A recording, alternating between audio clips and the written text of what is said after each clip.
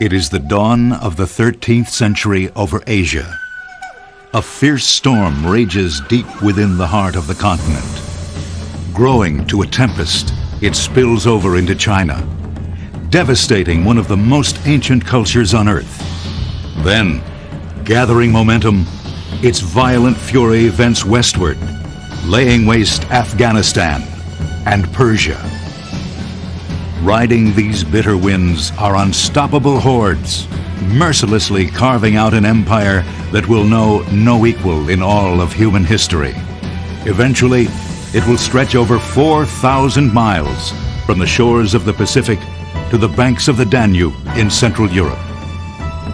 From the hidden hinterland of Mongolia stream ruthless and highly efficient warriors, united under a leader who galvanizes them to challenge the world. His rise to power among the tribes of Central Asia would forever influence history, forging alliances, defining frontiers, creating new maps. But by the time his visions are fulfilled, millions would lie dead in his trail. Known by many terms, madman and genius, bloodthirsty warrior and brilliant politician, architect of nations and destroyer of civilizations, he was all of these. His name, Genghis Khan.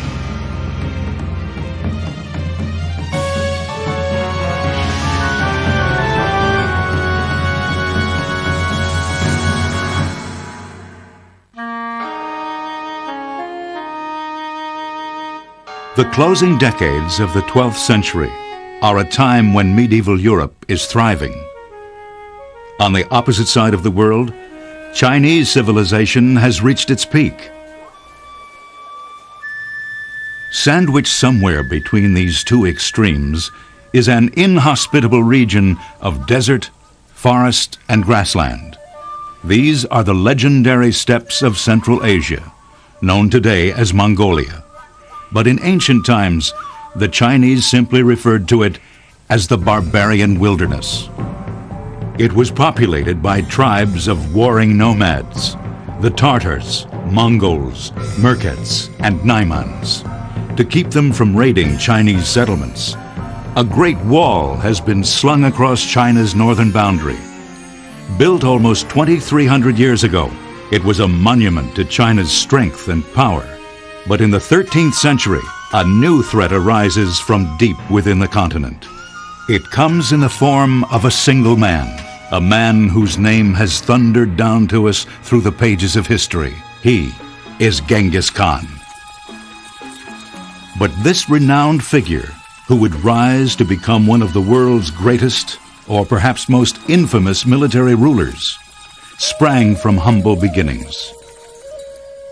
He was born somewhere in the steppes in about the year 1165.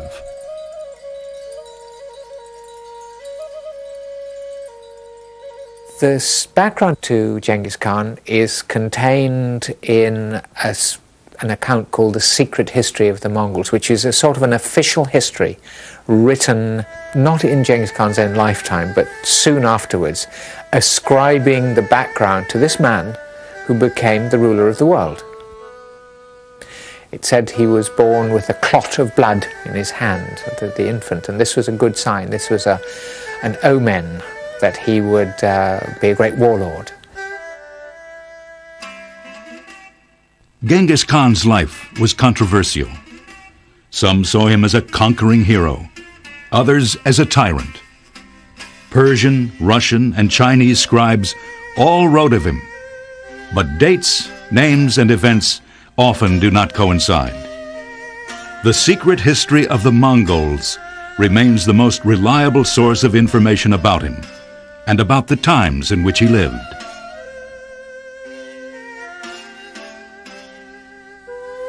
The world into which the young Khan was born could not be more harsh nor more difficult.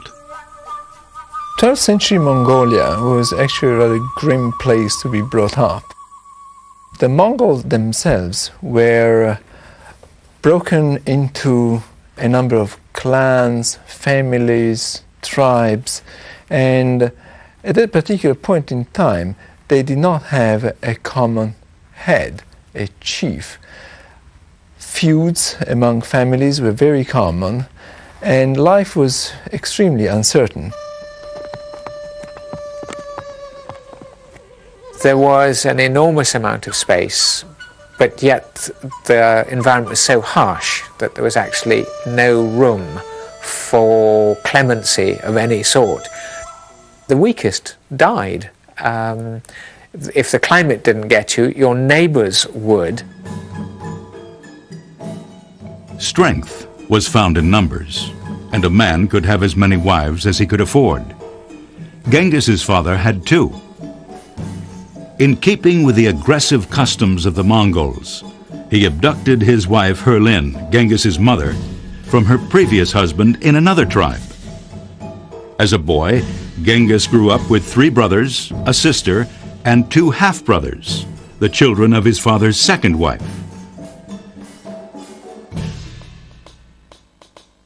Genghis's earliest years are much like those of any boy of his time: hunting, riding, roaming the plains. The nomads lived in their felt tents and moved continuously from place to place. When the grazing ran out, they simply packed up and moved away to new pastures. As a boy, Genghis lives an uneventful childhood. He is brave and defiant. It is said the only thing he fears are dogs. Their barking frightens him. Deeply introspective, he spends much time in solitude. He was quite a loner. He was somebody who kept his own counsel, and I think this made him different. He was not a person who consulted others. He took his own decisions. He had a sense of his own destiny, without any question about that at all. As is the custom, it is soon time to select a girl for Genghis to marry when he reaches adulthood. He was about 8 or 9 years old when his parents arranged a marriage for him to Berta, a woman from a different tribe. And in fact, his father took him and deposited him with the other tribe so that he would grow up with his intended. Genghis's father now sets out on the return ride to his own camp.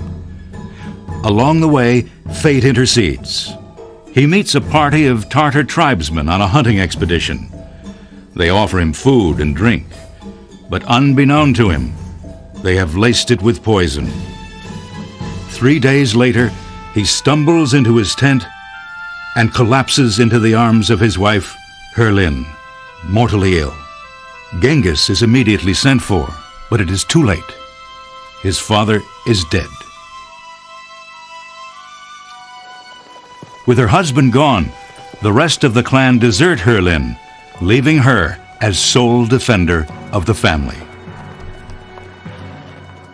According to the legend, Herlin really was the influence in Genghis Khan's life, which was that he should stand up for himself, but that cooperation was the key to success. And there's a famous story that she took an arrow and broke an arrow in front of the children and said, "You see this arrow break," and then took a bunch of arrows and handed them to the children and said, "Try and snap the bunch of arrows." And of course they couldn't, and she said, "Well, that is when you hold together as a group, you'll be that much stronger." Genghis relishes the significance of the lesson. But within the family itself, there is friction. Herlin's many duties include taking care of the 2 stepchildren from her husband's second wife, who has also deserted her. Being only half-brothers to her own children, they become the cause of much dissent. One day, Genghis catches a fish, and one of the half-brothers snatches it away from him. Without hesitation, Genghis draws an arrow and coldly kills the boy. They just used him as target practice. It was a deliberate ambush. The moral of that story is you did not cross Genghis Khan, even when he was very young. He was totally ruthless. Only 13 years old, the one who would become known as the Great Khan, is already a murderer. But this is merely the beginning, a fateful sign of things to come. By the time Genghis Khan turns 15 in the year 1180, he has become a proficient hunter, skilled at horsemanship, and physically superior to his siblings. They easily fall under his spell, allowing him to take the initiative. His mother senses his inner strength and gives him the reins of leadership in the family. His name becomes known among neighboring clans. But mistrust and suspicion are never far away in the harsh world of the steppes. Not everyone welcomes the news of his rising popularity. Fearing him as a possible future threat, the clan who deserted his family when his father died decide to intervene. The secret history tells us that they invade Genghis's encampment with the intention of capturing him, but he runs away. 9 days later they find him, tired and exhausted. They take him back to their tents, where they place a heavy wooden yoke around his neck, intending to keep him as their prisoner. There was a party a couple of evenings later, and while his captors were celebrating, he managed to overpower the young man who was in charge of him, his guard, and wriggled out of the felt tent and got away to a river. And of course, his absence is discovered. The next episode then illustrates what a sly and clever man he was, because instead of running off, which had been extremely difficult wearing his board, he went back into the tent of the person who had failed to raise the alarm and essentially blackmailed him and said, now, if I'm found in this tent, I will tell them that you saw me in the river and you did nothing about it. You've now got to help me properly. You've got to get this board off and provide me with a horse so I can get away. Which was very shrewd thinking on his part, and that's how it turned out. He actually rode away with the help of this man. In 1182, when Genghis is 16 years old, he decides it is time to marry.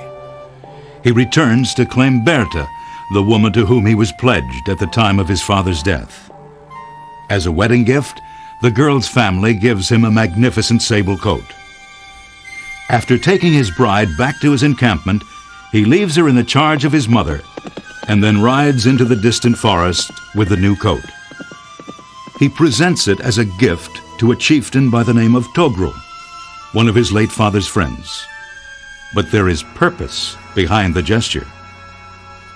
In Mongol custom, alliances are formed by gift giving, where you give somebody a particularly valuable gift, and in a way you purchase, if you like, his allegiance, or by the respect that you've shown him by giving this gift. Genghis begs Togrul to help him win back the loyalty of the tribesmen who deserted him and his family. His plea is sympathetically heard, and a solemn pact is struck. News of the agreement between Genghis and Togrul spreads. Soon, other clans offer him their support to reconstitute the tribe. Then, suddenly, disaster strikes. Early one morning, invading Merket horsemen gallop toward Genghis's tents. These are the people from whom his father once abducted his mother Herlin, and now they are on a mission of revenge, to kidnap every woman in Genghis's camp. He and most of his family escape, but in the skirmish, his young wife is left behind. Genghis knows she has been stranded, to await an unknown fate at the hands of the Merkets. His decision to allow his wife to be captured in that way was basically survival. It was strategic. He had to protect himself, he had to protect the few men that he had available to him. They couldn't be allowed to straggle behind in order to save his wife. Genghis and two of his brothers ride frantically to the encampment of Togrul. It is time to make use of the alliance cemented with him earlier over the presentation of the sable coat. Thus spake Togrul. Now keeping to my word, In return for the coat of sables, I will destroy the Merket, and I shall return thee, Berta, thy wife. The secret history of the Mongols. Togrul also enlists the aid of Jamuka, an old boyhood friend of Genghis, a man who is now chieftain of a neighboring clan. Within months, they rally over 5,000 of their people to ride with them in search of Genghis's wife. Thrilled at the prospect of looting Merket property, the warriors engage the enemy and vanquish them, acquiring women and animals in the process. In the midst of the Merket encampment, they find Berta. We're not exactly sure what happened to Berta when she was captured by the Merket tribe. We do know that there are intimations in secret history that the Merket raped her repeatedly during her stay with them.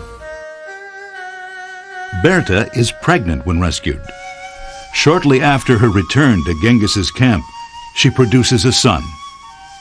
In the ensuing years, it will never be certain whose child it is, her Merket captors or that of Genghis. With the Merket threat removed, Genghis now strikes up a close friendship with his boyhood friend Jamuka, the man who helped him regain his wife. The relationship intensifies, and over time, the two men's clans unite. As their friendship blossoms, the men become inseparable.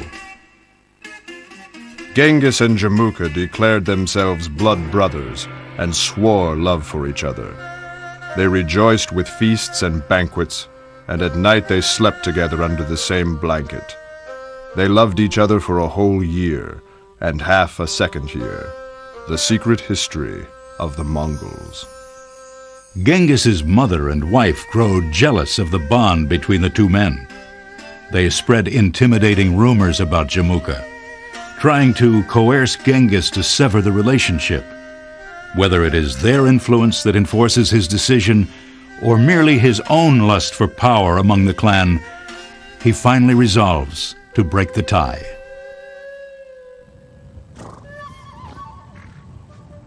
It happens early in the summer of 1185. The two men are leading their people to new grazing pastures. Jamuka wants to camp in a fertile river valley. But Genghis merely continues riding, ignoring his friend's request to stop. The split has come. Without looking back, Genghis climbs a ridge to wait for the rest of his tribe to catch up with him. Then, glancing back, he sees that not only his own people, but many of Jamuka's group have elected to follow him. In the days that come, others join them. Though unforeseen at the time, this will eventually result in Genghis becoming one of the legends of history.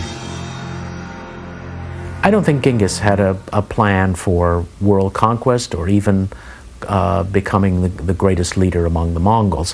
It was one event leading to another, based initially on bare survival when his father died.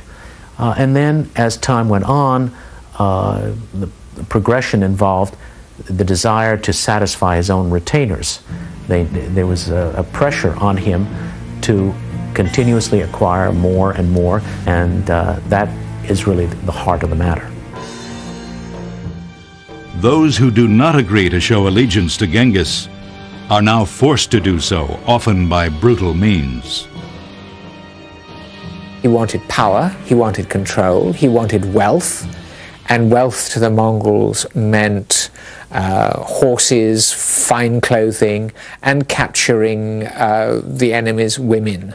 And there's a fine sort of quotation in the secret history in which it is said that nothing is finer than to attack your neighbor and carry off all his horses and his womenfolk. That is the joy of life.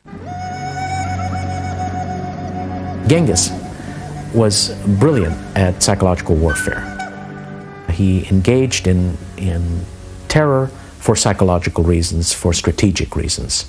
He would attack and destroy a specific unit or a specific tribe and use devastating force in doing so in order to elicit surrenders by those who would be intimidated by such butchery.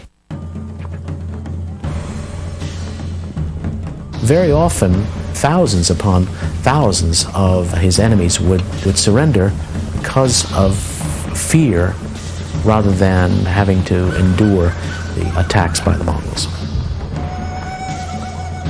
Now respected and feared, Genghis has his people's unbridled allegiance. With his gaze set on distant horizons, he begins a ruthless ride to victory, one that would ultimately lay much of the civilized world at his feet.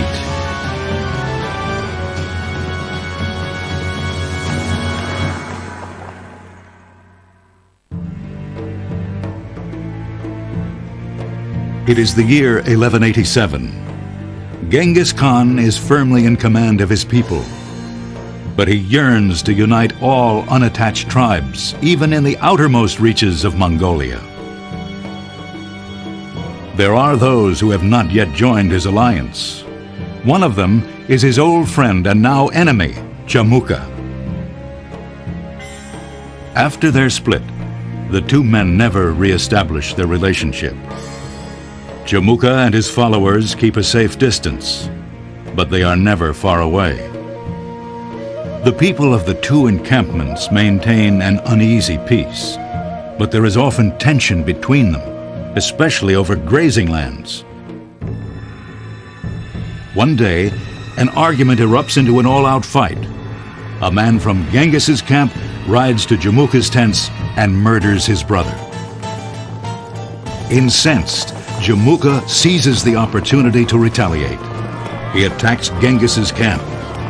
Not expecting the raid, many of Genghis's men are killed.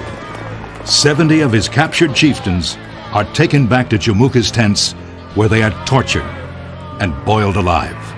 Shocked by this horrifying defeat, Genghis realizes that his men are not yet ready to support him in his bid for supreme power. He sets out to mold them into a war machine, to convert them into warriors the likes of which the world has never seen before. They put together the most professional army that had been seen in Central Asia. It was absolutely extraordinary.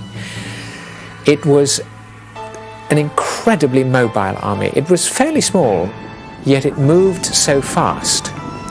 It could travel at duress at about 70 miles a day. Bear in mind, in the Second World War, an army was very pleased to go 11 miles a day with tanks and motorized vehicles. The Mongols could go up to 70 miles a day, and at a push, their flying units would go 120 miles in a day. They were just unbelievably quick. Grueling training and severe discipline sharpen the men for battle. Their reputation spreads as far even as the Jin Empire, in that sprawling land of China that lies beyond the Great Wall. The Jin invite Genghis to help them fend off bands of marauding Tartars who constantly attack their settlements. It so happens that the Tartars are also old enemies of the Mongols, so this is the opportunity Genghis has been waiting for. In just a short time, triumph is his. The Tartars are crushed. However, this success is not celebrated by Jamuka. Fearing his adversary's growing military might, Jamuka attacks Genghis's camp. It is precisely what Genghis anticipates will happen. This time, his forces will not be caught off guard. Once again, blood stains the Mongol landscape. It will take 3 more battles before Jamuka's supporters are finally defeated. Jamuka himself escapes and seeks refuge with the Naimans, a powerful tribe that inhabits the northwesterly region of the steppes. They scorn the Mongols who, unlike themselves, have no written language, no agriculture, and no permanent settlements. When Genghis learns that Jamuka has found shelter with the Naiman, he rides against them at the head of 80,000 cavalrymen. The resulting battle virtually annihilates the Naiman people. Once again, Jamuka escapes death, and for a time hides in the hills with a loyal group of followers. But eventually, fearing revenge from the Mongols, his people deliver him into Genghis's hands. Appalled at this lack of respect and loyalty for their leader, Genghis orders Jamuka's followers put to death, even down to the last woman and child. He offers to pardon Jamuka for the bloody conflict that has raged between them. But Jamuka refuses. He begs to die and is reportedly suffocated to death inside a carpet. For Genghis, the execution is too much to bear.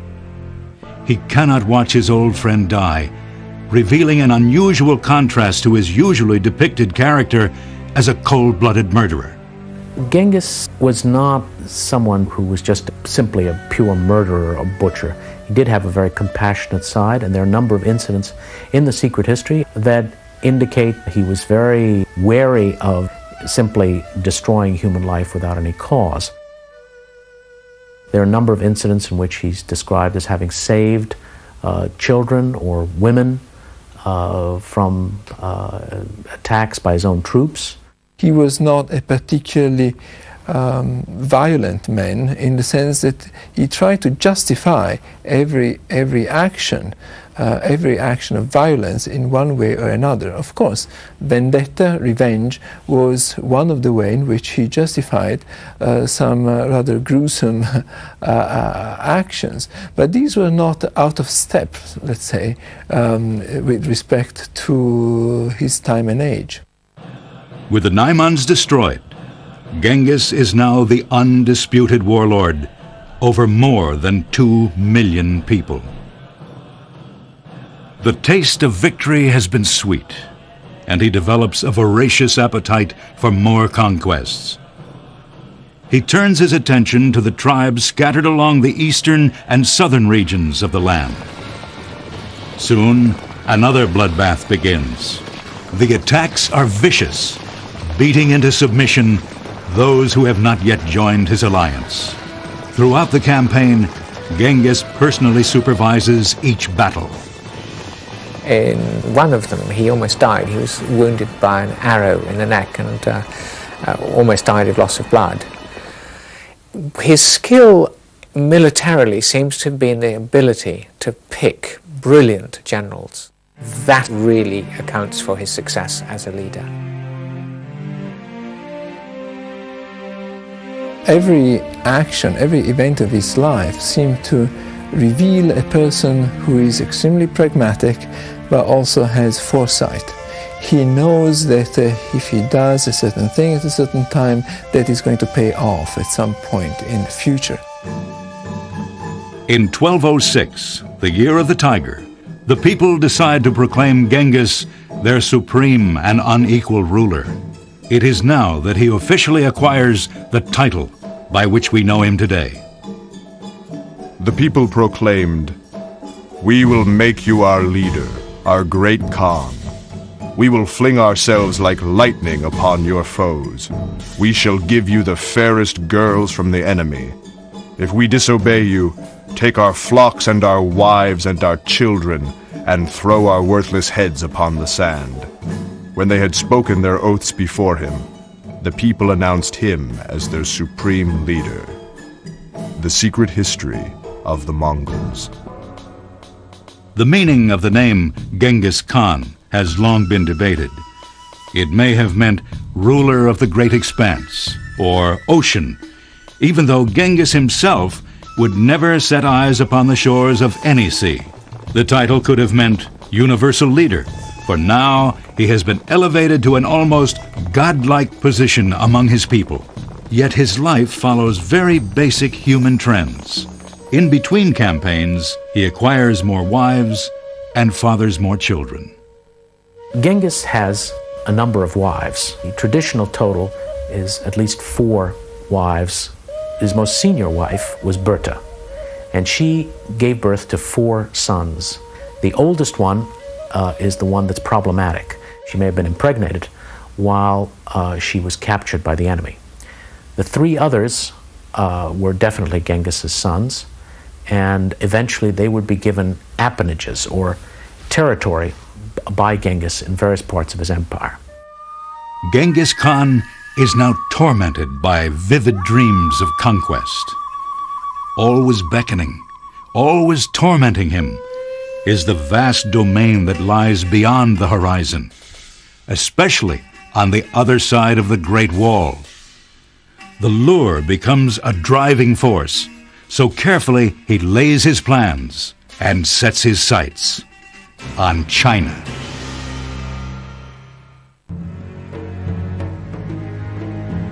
At the age of 40 in 1206, Genghis Khan lays claim to his dream of conquering China. He convenes a great meeting of tribal chieftains near the banks of the Onan River in eastern Mongolia. It is the largest gathering of people in the history of the Mongols. It is said that 400,000 tents cover the landscape. Those who have come here rejoice and feast on horse meat and indulge in a potent alcoholic brew fermented from mare's milk called arak. Banquets and feasts would involve really getting absolutely plastered, drunk out of their minds. When Europeans came, particularly European missionaries, they were quite appalled by the revelry and the drunkenness that the Mongols engaged in. Genghis himself often succumbs to the temptation of alcohol. He appears to have been a very serious man, somewhat dour in his attitudes. His only vice seems to have been his addiction to drink. As with so many of the other leaders of the Mongol elite, alcoholism was a very serious problem. Genghis now turns his attention southward to the territory beyond the Great Wall. But in the way lies the kingdom of Xia, the land of the Tanguts, now modern-day northern China. It is through this region that trade passes between Central Asia and places to the west.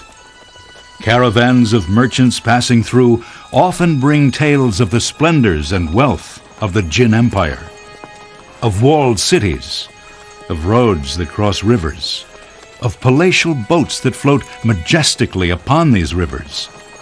It is all new and very alluring to the great Khan. In 1207, he puts his legions to the test. If they can conquer Western Xia, they can take the Jin Empire.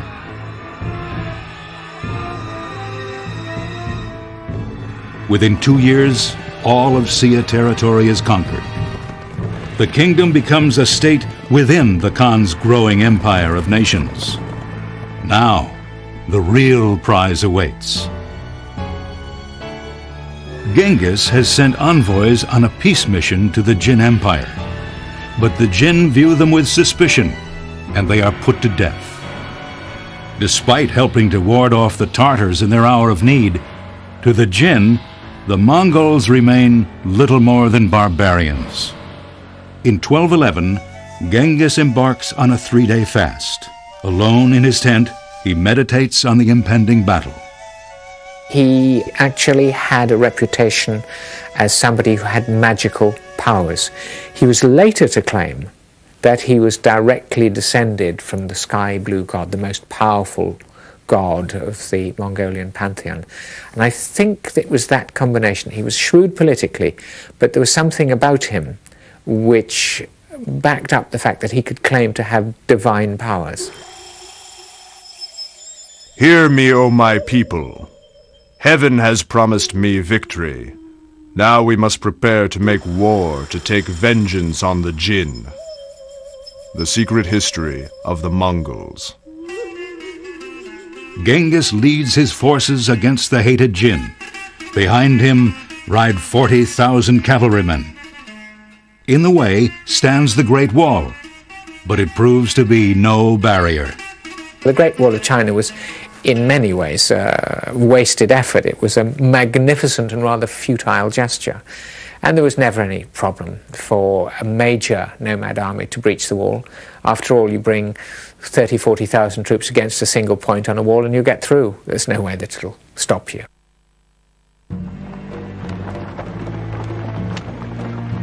One of the most frightening things about fighting the Mongols is this army appeared suddenly, as if from nowhere, manoeuvred in absolute discipline and total silence until the final charge of the heavy horse, and nobody could stand up to it. The Mongols were successful time after time after time. They were invincible. The ruthless side of Genghis Khan now becomes terrifyingly real to his victims. Captured prisoners, including women and children, are used as human shields in battle. They are driven ahead of Mongol soldiers during attacks on settlements, and often forced to bear arms against their own people. In 1214, the forces of the Khan reached the capital of the Jin Empire, Zhongdou, known today as Beijing. It is walled and well fortified. For a year, it is encircled while its populace holds out. Eventually, Genghis's engineers developed siege towers and catapults to breach it. In 1215, the city falls. Genghis's dominion has now doubled in size. Millions more have become his subjects. Yet he does not linger to enjoy his victory. The call of the land of his birth is too strong. Genghis Khan occupied the city of Beijing very briefly and then went back into the steppe lands. He was a man of the steppes, he was not a man of the cities, and so he returned to his homeland and continued to roam around from place to place. Having gained new ground and expanded his empire, Genghis Khan's spirit is more restless than ever. Now he looks to new horizons, to the vast tracts of land that stretched beyond China, to the west, to the very fringe of Europe itself.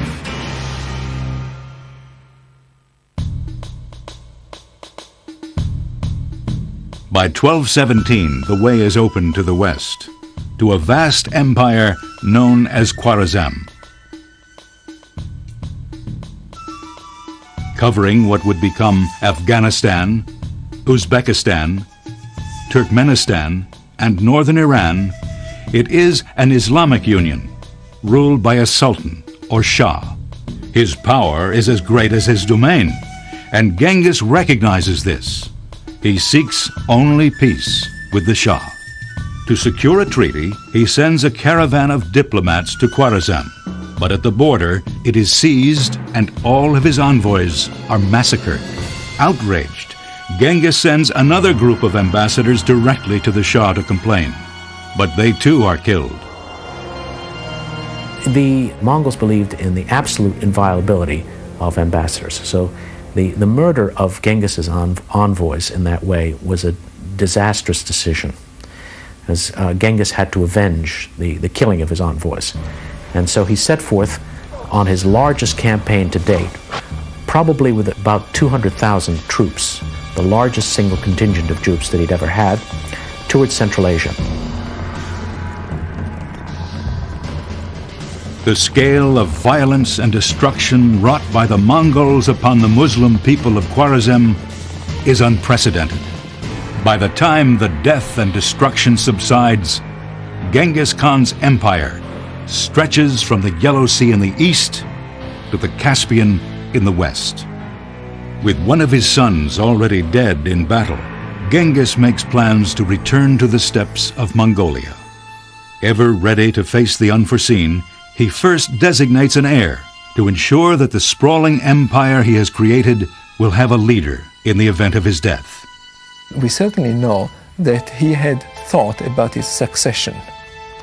He had already designated an heir in the person of his son Ögödei, in the presence of his other son Tolui. In fact, it is interesting to notice that the succession to Genghis Khan was one of the few episodes in Mongol history where we do not have a great amount of rivalry and conflict among the potential heirs. The empire is huge and unwieldy, and Genghis is mindful of the need for efficient government. Genghis Khan's empire was ruled, if you like, at second hand. There were so few Mongols, there were simply not enough of them to rule an empire the size that he created. So the system he used was simply, he would overrun a city, a province, and replace the governor and the ruling elite with a handful of Mongols.